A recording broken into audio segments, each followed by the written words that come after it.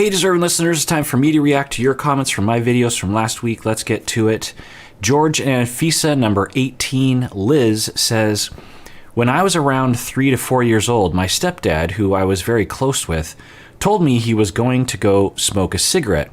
I came out front to find him pulling away in a car, and I chased the car, but it didn't stop. I didn't see him again for months. It began a cycle of him coming in and out of my life suddenly for the rest of my childhood. So I can imagine being extremely triggered by my partner saying they're going to just step outside or to the garage or for something and then leave. My story is sadly not unique. She could, Anfisa, could very well have had similar experiences. I feel for her in this moment. Yeah, absolutely, Liz, and I'm glad that you can relate. Well, I'm glad you can empathize. I'm sorry you went through that. That's horrific, and ugh. I mean, yeah, there's just, your stepdad could have sat you down and said, I'm sorry that I'm leaving, or had a transition period, or there's so many other things he could have done. He could have also reached out to you more frequently. Yeah, it's just, yeah, it's upsetting. And so much harm is happening to people because of this lack of foresight or something. And I even wrote a song about it. It's actually on Spotify. If you go to Bread Knife Incident, my album Cozy, there's a song called Abandon. And the lyrics go, distracted parent leaves, distracted parent, meaning the parent is distracted with other things other than paying attention to the child. The child grieves. So distracted parent leaves, the child grieves. The saddest thing she knows to see him go.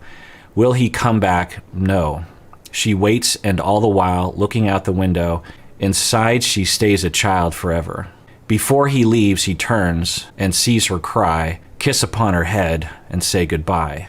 Will he come back? No, that's right. So I wrote that song because I've treated so many clients who have had that experience in one form or another. And I absolutely think that Anfisa went through something similar.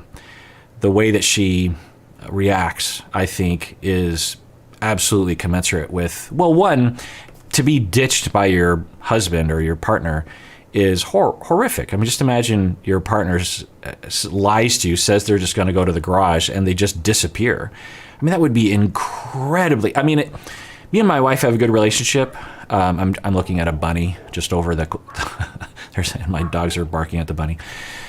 If my wife and I have a good relationship, if she did something like that, if she said, I'm going to the garage and then left, and it was clear that she was actively lying to me as she was leaving the house, that would be one of the worst things that she's ever done to me, or the worst thing. I mean, I can't, even though she was just going to a law office or something, it's so hurtful. And there's so many implications there. It's like, well, so you couldn't trust me? Now, as I've said before, I wonder if the way that Anfisa treats him, he feels the only way he can actually have a meeting without her is to resort to that. That doesn't make it okay, but it does put it in a context. So yeah, I think that Anfisa's been through quite a bit.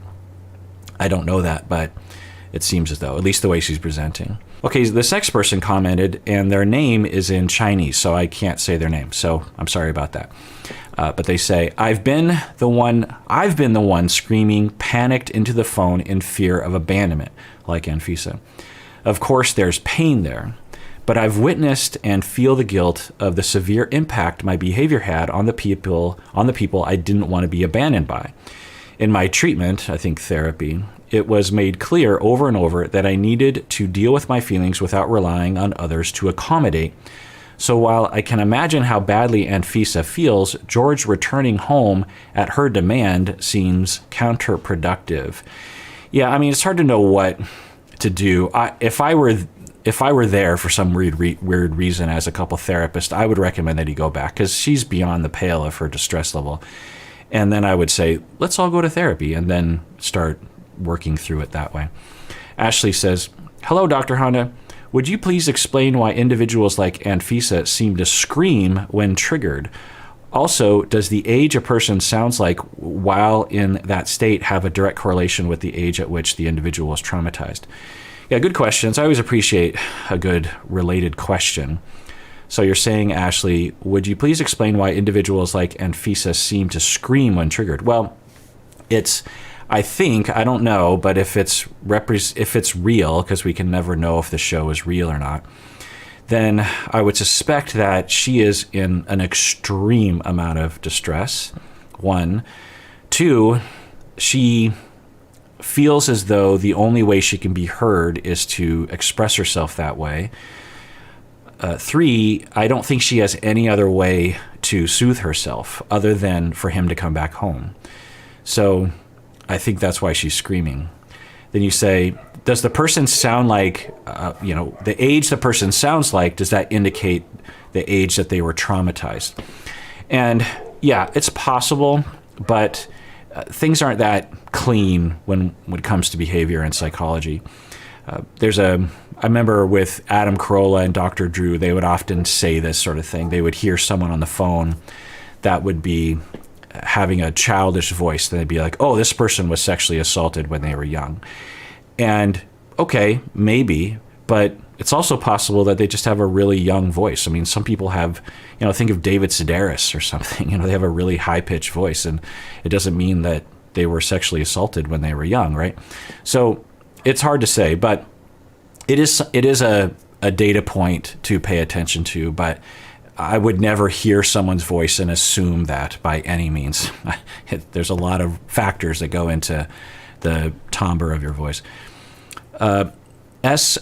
Melanita has a longer comment, but basically the gist was that they can now have empathy for abusers on the show. Originally, they did not have empathy for the abusers on the show, and now after watching my videos, they do have empathy for the abusers on the show, which is great. Doesn't mean that we put up, and I always feel like I don't need to say this, but then people will email in, and I guess I do need to say that when I explain conceptualizations for abusive individuals, I am not saying that you are supposed to put up with them or deal with them. When I have abusers in my life, or I have a friend who's being abused, I usually recommend they get away from that person, at the very least temporarily. Until that person can stop being abusive, there's no sense in being around them, and you deserve better. So having compassion for someone doesn't mean you give in to them, doesn't mean you put up with them. And I think I've said this recently, but I feel like I need to say it more often. And I don't know why I resist saying it. I'm not resisting, but I feel a little hurt that people, when I exhibit or provide conceptualization, because I'm a clinician, I treat abusers, I supervise and teach clinicians on how to treat various people, including abusive individuals. It does us no good as a profession to judge these people and hate them. In order for us to help them, we have to, 1, reduce our judgment of them, and 2, have an accurate conceptualization, a plan of attack. If we just go, well, they're just a dumb, horrible human being, there's no therapy model for that. There is a therapy model for past trauma that can result in that kind of behavior. So when I provide a conceptualization, I'm not saying you should have compassion. I'm saying you need to see, clinicians, I'm used to talking to clinicians because I'm teaching them, and I say you have to have a conceptualization that lends itself to helping them stop that behavior. So, and that just happens to coincide with a compassionate position. I also believe in my heart that compassion wins everything. Compassion cures a lot of things, and the more compassion we can have for ourselves and other people, the less the world would suck in a variety of ways. But and so when people, non-clinicians, are hearing me say this, they will often misinterpret, like during the trial, they misinterpret it as me saying that you're supposed to put up with it or that it's okay that they're abusing you. No. Just because you have a conceptualization as to why an abuser is being abusive, that says nothing about your rights. You can look at someone who murders someone, goes on a killing spree, and you can have a conceptualization, maybe an accurate conceptualization that might provoke compassion from people that adhere to that conceptualization. Does that mean they should be allowed to kill people? No. Like, I feel like it hurts that people would attack me. And I know I've been talking way too much about the attacks. This will be the last time, I promise. But so I am saying this out loud because I just need to express it. But I feel also I need to remind myself that whenever I talk about abusers, I always have to add the caveat, which is what I just said. So, yes. Blah, blah, blah. All right. Moving on. But yeah, so Melanita, you're saying you now have empathy for abusers that you didn't have before. And that's great. Because if we're going to change the world, I think that's the way out. Also, I think that if you had an abusive person in your past, I guess even in your present, having not a compassionate view per se, but at least an accurate view. If you were abused by a past partner, the narrative usually is, I was weak, I was an idiot, and they were evil, or something like that.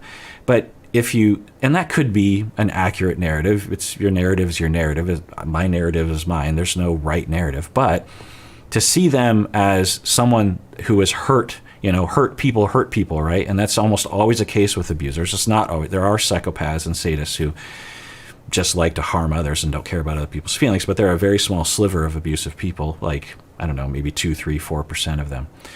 And everyone else, they have empathy. They don't get off on harming other people. And when we see them, I think accurately, I think that puts things into perspective. It's like, oh, okay, I can see why they were doing that. It wasn't because I was weak. It wasn't because they wanted to hurt me. It wasn't because they woke up in the morning saying, I'm going to harm my spouse. It's because they were being triggered. They weren't aware of it. They had no other way to cope, and they lashed out. That's what was modeled to them growing up. They're still responsible for their behavior, and it was criminal, and they should be locked up or whatever. But I understand where they're coming from, and I just happened to meet the wrong person. It was unlucky, is kind of the thing.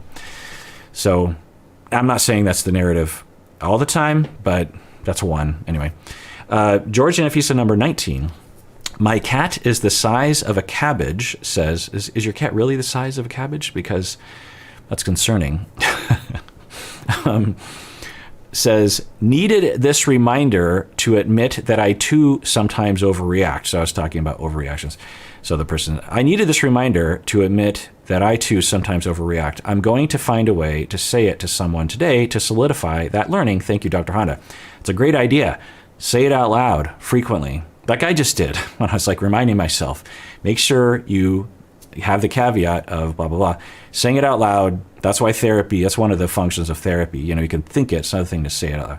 Good old Stella Annie says, do you think Anfisa might be showing signs of disorganized attachment? One other great opportunity for me to talk about this. Yes, could be. So disorganized attachment, pretty complicated, often misunderstood, often mistaught. It's often taught as a combination of avoidant and preoccupied. It is not a combination of avoidant and preoccupied. It's a whole other category. You could consider secure attachment in one category, avoidant and preoccupied in another category, because, as I will often say, avoidant people are just preoccupied people who are avoiding their preoccupation. And if you get past that avoidant defense wall, there's a preoccupied person underneath there, a very attached and secure person underneath there. They're not exactly the same, but anyway, point is that I would kind of put them in a category. And then you have disorganized people who are like, they're not like secure, they're not like preoccupied, they're not like avoidant. They sometimes are like preoccupied, but the difference is that when they're young, disorganized people, and statistics is about 5% of people, maybe less, 4%. It's not very frequent, but enough. 1 in 20, 1 in 25. These individuals went through a lot of trauma, a lot of abuse by their caregivers, 0 to 3, maybe even 0 to 2. And when we are young and we're scared of something or we're uncomfortable, particularly if we're scared, we will instantly run to our caregiver, right? Think of when a stranger comes up to you. You're there with your daughter, and a stranger comes up to you in the mall, your daughter will run to you, right? Or you enter someone else's house. You're going to your cousin's house, and you're walking in with your daughter, and your daughter's like all happy. The door opens up. Suddenly there's a crowd. Your daughter will cling to you and might even put her face in your thigh, or, think 3 years old, or walking around. And that's a healthy response. It's a normal response of fear run to a caregiver, right?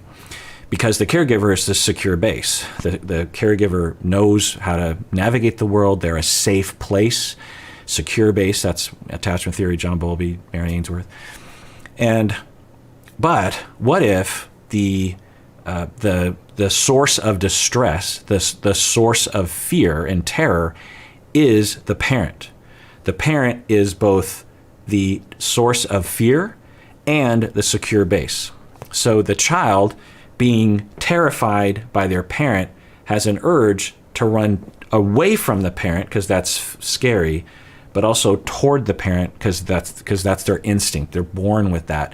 The caregiver imprinted themselves. At 6 months, babies, and between 4 and 6 months, babies start to open up their brain, if you will, to the imprinting of caregivers. Like, okay, that person with those qualities is my caregiver, maybe 3 months. And that person is my person. That's the person neurologically I will go to when I'm distressed or uncomfortable or I'm hungry or something, and I need to see their face, okay? And that person at 18 months, 24 months is also the monster. So what do I do? Do I as I'm being abused, do I run away from them or toward them?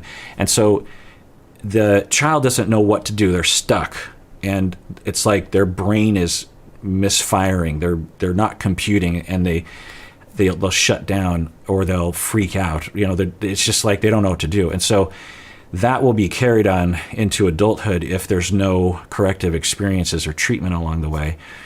And so when they're in a relationship, they don't act like an infant necessarily, but they will feel like an infant back when they were that age. And so they're desperate for closeness because there's fear all around, and they've never had closeness. So they're very attracted and very desperate and longing and preoccupied with gaining safety and attachment security. So when they meet someone who might be that person, they will run towards that person and cling to them, and you're the best ever, and it feels really good to them because they're like, oh. But as soon as there's a threat, they have, actually, let me back up and say, in the beginning, things aren't complicated, so they can cling to a fantasy. And they cling to that idea of this will be the perfect relationship because they've never had it, and they have a very primitive understanding, a rudimentary understanding of what a relationship should look like, the way that a 2-year-old does. A 1-year-old doesn't have a complicated idea of what relationships should look like. They have, it's just like all good, like, the all good mother that is always there and pays attention to me and protects me and never leaves me and gives me everything I want. That's what you need when the child is that age. You need the parents to be that way, generally speaking. So they still have that longing because they've never got. So they meet someone, often a romantic partner, and they cling really hard. And then once time progresses, they start to realize that they're vulnerable and they're close to someone, and that feels good.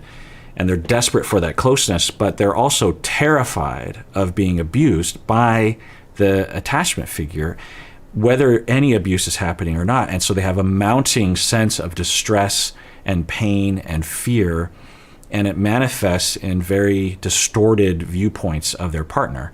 They will believe that their partner is out to get them, or they'll believe, very paranoid thoughts like they don't love me, or they secretly hate me, or they want to leave me, or they're cheating on me, this kind of thing. And they will attack, or they'll feel very hurt and very afraid first, over nothing. And, it's understandable why they have this, based on their history. But they'll start to make up stories, and then they'll either leave or they'll attack. It's usually they'll go on the offensive, a lot of rage, a lot of anger, and accusations and maybe abuse, that kind of thing. And really hard to soothe themselves because, again, the individual has never been able to soothe themselves because they were never soothed. I can soothe myself relatively well because my parents soothed me a lot the first 18 years of my life. I can do that because I was soothed. So this whole idea that we can soothe ourselves without depending on other people is absurd. If you have trouble soothing yourself, get corrective experiences where other people soothe you, and then you will be able to carry that and generalize that to when you're alone. Okay, there are things you can do when you're alone, of course, and there's various different techniques, but the more we can have corrective experiences in a relationship. Anyway, point is that for Anfisa, I don't know, but it's possible that she went through something along those lines when she was very young, or at least in that direction. And so she clings to George very hard, possibly. But the closer she gets, the more vulnerable she feels, the more fear she has, and the more anger she feels, and the more rage she has towards him. And of course, you could imagine it being displaced or transferred anger towards her parents onto him. Also, internalized abuser that she is now, it's all kind of wrapped up in there. I don't know, though. I mean, it all could be fake. I could be reading it wrong. George could be the real abusive person. We're only seeing a small sliver, so I can't really tell. But it's a good question, Sarah Annie, and it gives me a chance to talk about disorganized attachment again. Yo, good old Yo says, Dr. Honda, I think one of the reasons people might be reluctant to go to therapy is because it affects your insurance. I have a history of therapy because I've been going on and off since high school. And then when I applied for disability insurance later in life, it rejected me because of a mental health history. Really? I didn't know that. I've never heard that before. I mean, disability insurance is kind of particular, but yeah, I mean, there are some things that going to therapy can affect you negatively, like if you're trying to get a job with the military or something, or an airline, which I just find to be ridiculous. I mean, it's just so stupid. Like, there are airline pilots, I don't know what the policies are today, but I knew it was in the past.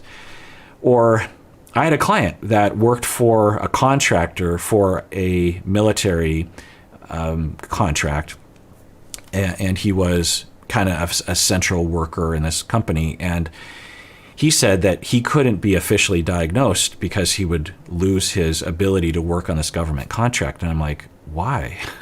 Like, there are I would say most of the diagnoses in the DSM would not indicate that you couldn't work at a job for the government or get disability insurance, Plus, in my view, most people qualify for a diagnosis, or at least almost clinical, maybe subclinical, throughout their lives. So this notion that somehow people that are diagnosable are this small group of people that need to be sectioned off and kept at arm's length or something is like, no.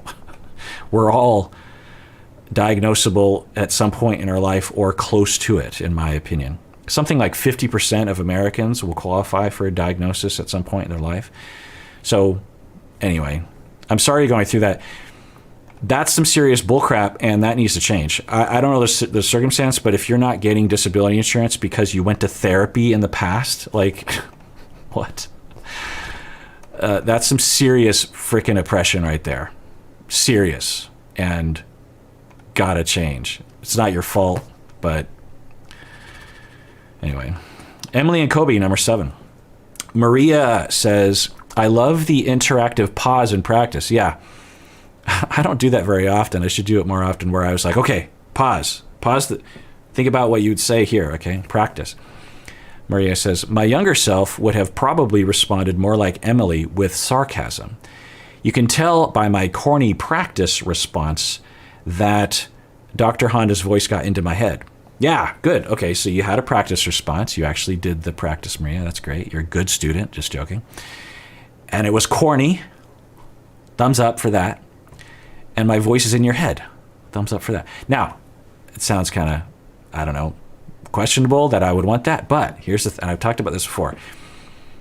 It is a well-known phenomenon in therapy, in mentorship, that you are being mentored well, or you're in a good therapy relationship when your mentor or therapist is in your head and you can kind of hear them.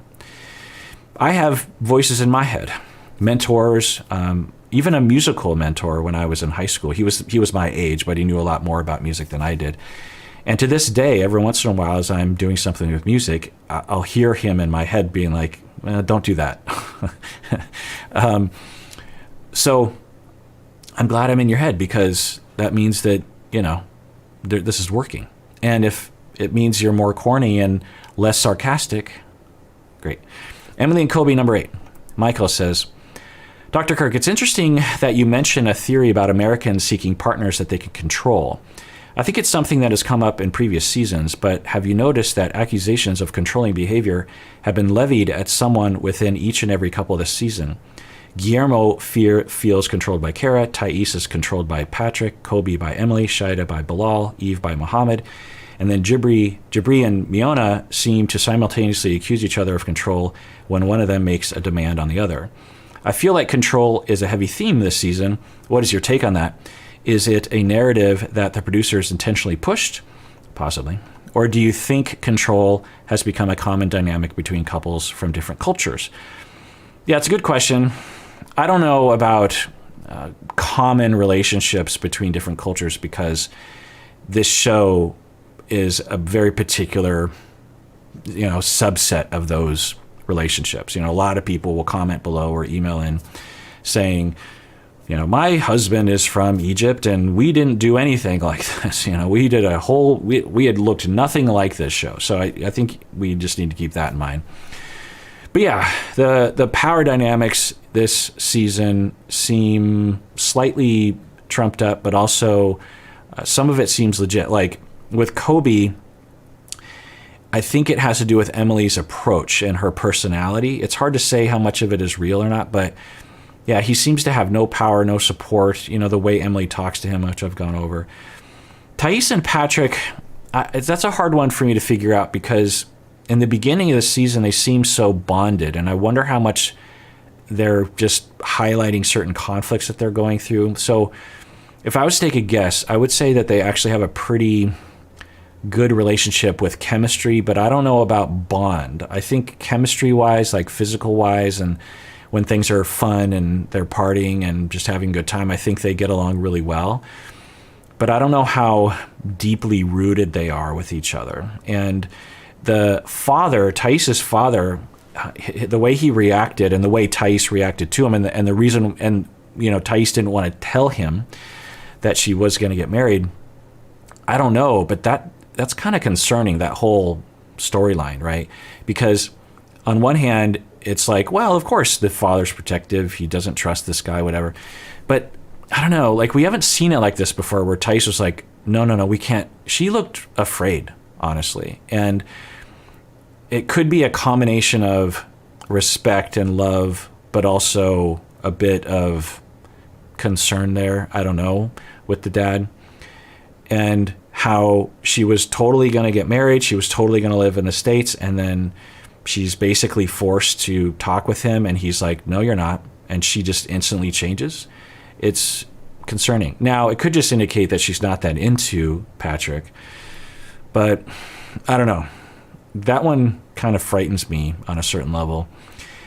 But I also just wonder how bonded truly they are, how really committed they are to each other. I don't know. Because Patrick comes across like someone that might not be super, I don't know, just mature or something. I don't know. Guillermo and Kara, that one's hard to say. I think that they're way more healthy in real life than what the show makes it seem like. So I think that power dynamic between the two of them is there, but I think it might have been kind of drummed up a little bit, but I don't know. Shaida and Bilal, yeah, wow. I'm really concerned about Shaida, honestly. I mean, I hope some of that is fake, because the amount, well, you've heard me talk about it. Even Muhammad, that's another kind of yikes, but it's hard for me to know, because the whole dynamic of the wedding, I keep wondering, so I don't know if I've talked about this, but with Eve, they had a venue, remember, in the beginning of the season, and she's like, oh, it fell through. And I'm like, it fell through, or you didn't lock it down? Because if you had it as a venue and you reserved it, then if it fell through, it just, I don't know, it just felt like there would have been more anger on her part or more explanation, like, oh my God, they just canceled on me. She just had this really quick statement, like it fell through. And I wondered if she just failed to plan. And he gets to the States and he's like, unless I get married in 3 months here, I'm doomed. I got to go back to Egypt and I got to wait years. I might not ever have another chance like this. So let's get married now. And I keep wondering if she is playing kind of fast and loose with that desperateness, and he doesn't know how to communicate about it. So that one's hard for me to tell as well. But there's clearly, again, it could be fake. It could be not representative of their relationship. But if it is, there's a massive communication problem between the two of them. And she's trying to be heard, but he is just not. There's I've been over that, but there's so many ways he could listen to her and make her feel heard while still asserting himself. But he just blows her off, just like, he doesn't even look at her. He just, no eye contact. I mean, if I didn't know, I would think that he was like an ex or something. I don't know. Jibri and Miona, I think similar to Guillermo and Kara, they're doing a lot better in real life than what comes across. But there is a question about how long they will last together because of, I think, how little they know each other and how much each of them has really grown up, or at least him. But I don't have a lot of worries about them other than just regular people getting married. I mean, every marriage is going to have its ups and downs. Something like 50% of marriages end in divorce, that kind of thing. So it's not for sure going to work out, right? But I'm not particularly concerned about them, I guess. Yeah, I'm more concerned about, in terms of the way it's presented, even Muhammad, Shaida, and Bilal. Kobe and Emily, am I concerned about them? Because Kobe seems to be able to roll with it, and I wonder if he's like, okay, I'll let this one go, but we'll get there eventually. I just wonder if Kobe's kind of playing the long game and he's just kind of a flexible guy or something. Whereas someone like Eve and Shaida, they seem to be actually getting beaten down emotionally, particularly Eve. And so but I don't know, Kobe could be too, I could be biased because he's a guy and I just think he's stronger, but he's completely alone. He doesn't have any support. He has multiple people telling him what to do. And so I don't know. That one's hard for me to gauge. Bilal and Shaida number 15. Natalie says, I wonder if Shaida is at a point where she feels like she's too old to start over, especially if she wants to have kids. She seems to have this vibe of, well, I guess this is it. Yeah, that could be a factor. Ellie Wigg says, I dated someone like Bilal, and it absolutely wore down my self-confidence. You can see the way she deflates and starts realizing her words aren't being heard. Yeah. April says, I think people are overlooking the societal pressure that Shaida is probably under to get married. I'm also from Trinidad and Tobago, and when I was 24, my family would make fun of me and tell me I was going to be an old maid. Yeah, well, I didn't know that about Trinidad and Tobago, but that's pretty awful. I mean, just let people live their lives. This whole thing, and I occasionally will run into this in my cultural pocket, but it used to happen a lot when I was younger, that people think they're being nice or something. They're just like, how come you're not married? How come you don't have kids? And it's like, what is it to you? Like, am I harming you by not getting married? Am I harming you by waiting to make those kinds of choices? Like, how is this harming you? You seem angry. You seem like I'm worthless. Like, what's it to you? I don't comment on your stupid life. Don't comment on mine. It's just like, there are things to comment on. There's things to shame people about, like if they're actively harming other human beings or polluting the planet or, I don't know, harming their partner. So, there are legit things to be a little judgy around, or very judgy.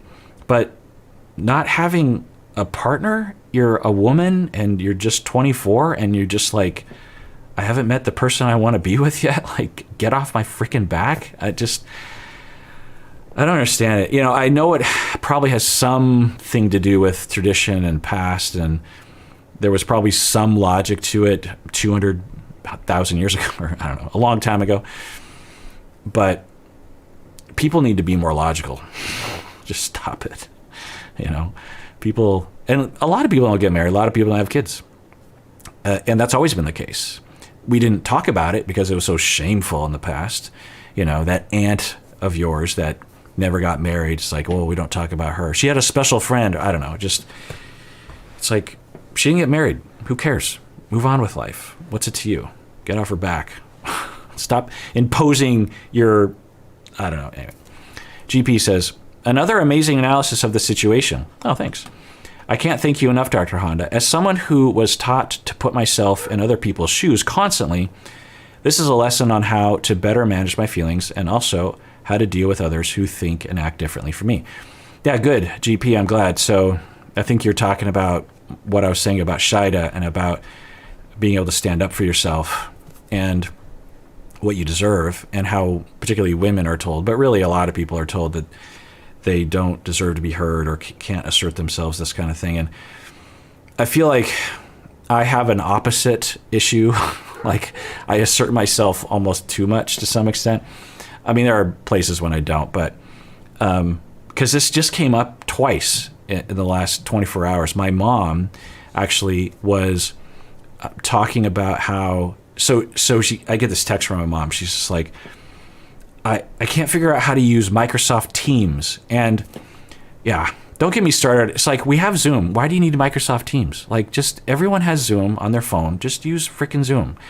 But anyway, and there's Teams is probably better in some way, but I don't want to log into my Hotmail account. Do you know what I mean? Like, anyway, so because I've had that too. People would be like, let's get on Teams. I'm like, can we do a different, like, I've got to like figure out and configure my computer or something. Like, can we just talk on the phone? Anyway, so my mom's like, I can't figure out Teams. And so I'm like, oh, okay. So I get on Face Chat with her and I'm, helping her to install everything and log in. And she's like, I don't know how my camera works and how does this all work?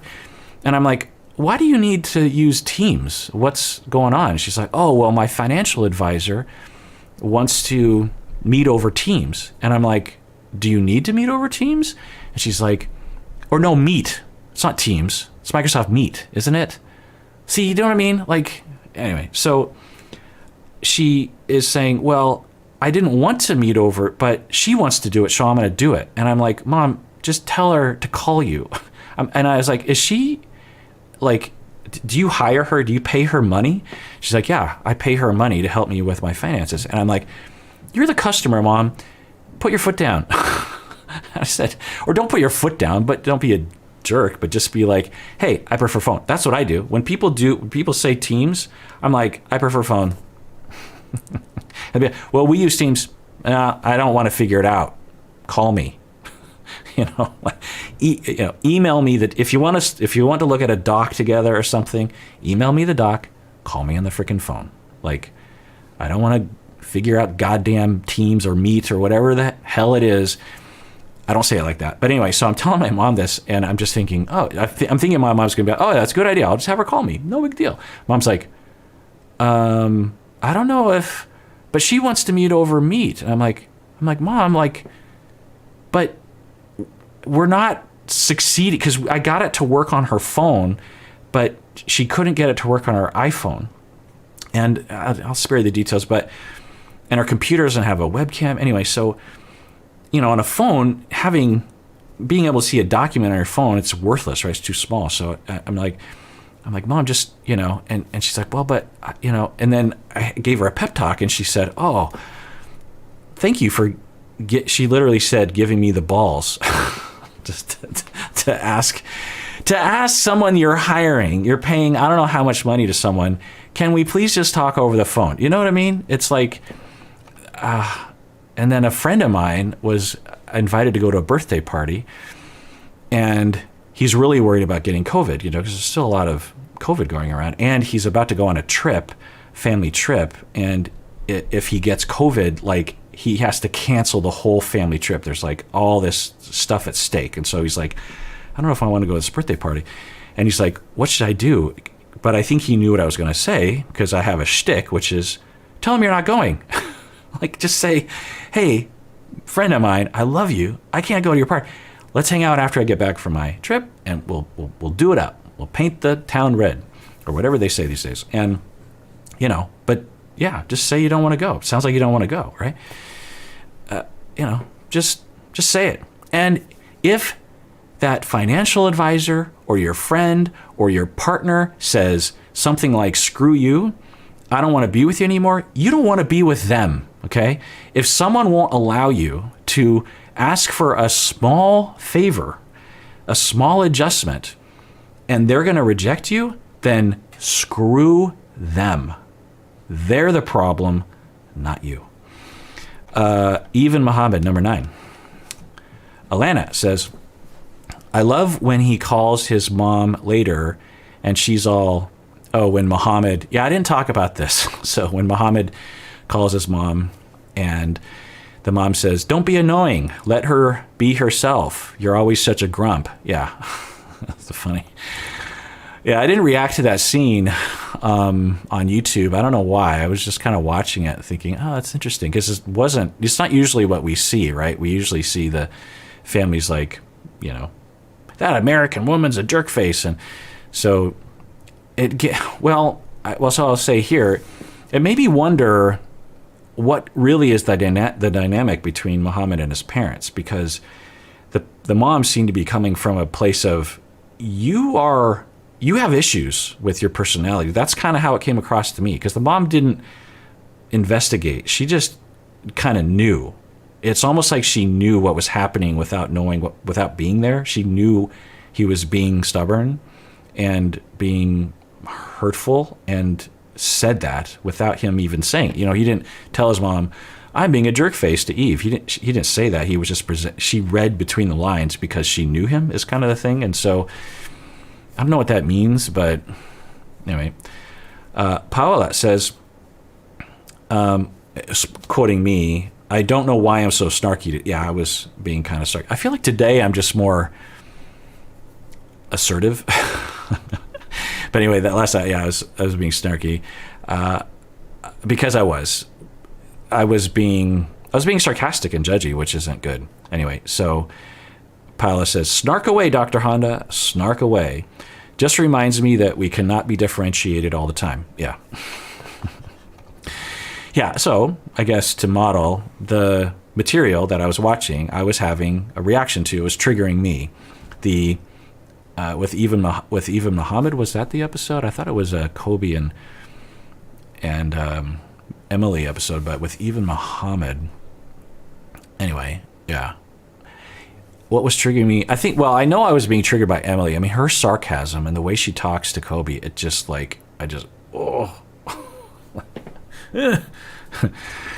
So it does trigger me. I must have experienced something like that in my life. Zuri says, to be fair, Muhammad did say previously that pushing the wedding back a month would put them at the tail end of 90 days, so that's a legitimate concern. He also said that he also said that Muhammad is open to going to the courthouse to make it legal so she can plan her dream wedding without the time crunch. I also didn't take his text as threatening not to marry her. Yeah, it's a good point, Zuri. I was thinking the same thing as I was saying earlier, things along these lines. But he's so bad at clarifying, at least from what we see in the show, that it's not unreasonable for the viewers and for Eve to interpret it in this very negative way. He could just say, hey, I definitely want to get married to you, but is there another way we can get another sponsor just in case this doesn't work out? But I want to be with you. I don't want to marry someone else.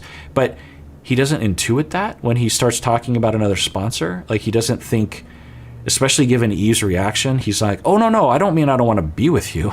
I'm just saying, is there a chance that we can get, So I think you're right, possibly that, but it's hard to say because the way he's treating her, it's almost like he just doesn't care.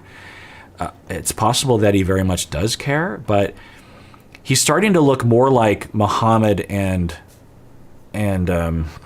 what's her name? Danielle, of course. So the way that Muhammad would communicate, sometimes you're like, well, I don't know if he's that into her. And so he's coming across that way. It's hard to say, though. It's less pronounced than I think Danielle and Muhammad, but who knows? Anyway, Scarlet Midnight says, this might be a silly question, but Dr. Honda said towards the end of this video that he would want to ask sorry for what when Muhammad was apologizing. So Muhammad said, I'm sorry. And I'm thinking, sorry for what? And you should ask that. What do you mean? Sorry for what? And Scarlett says, I've definitely done that before because I genuinely want to know from my partner. In another video of Dr. Honda's, the one of Kobe and Emily, when she asks what Kobe is sorry for, Dr. Honda had a very strong negative reaction to that question. I understand there, so Emily was saying to Kobe, sorry for what?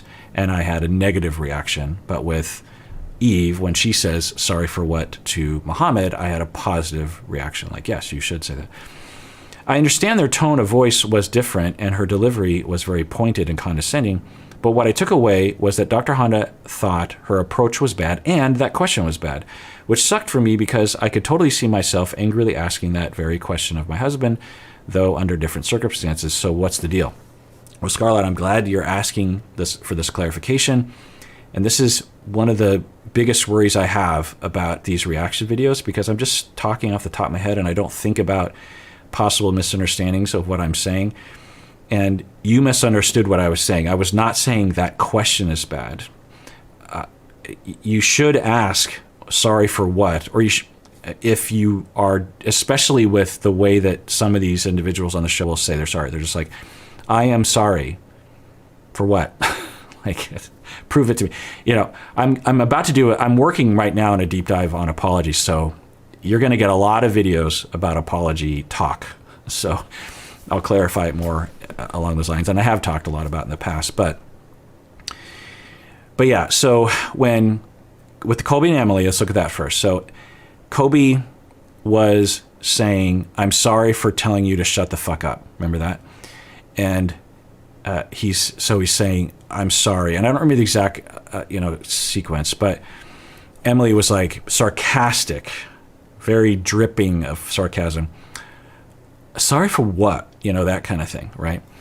And then when, instead of saying, tell me more, or so, because it seemed like Kobe was legitimately apologizing. It didn't seem to be that Kobe was just going through the motions. It seemed like he was, and Kobe is a sincere sort of dude. He's not, a shifty guy. When he says something, he means it. So he's like, okay, I'm sorry for earlier. And she's like, sorry for what? Okay. And it was absolutely her tone. It was not the question.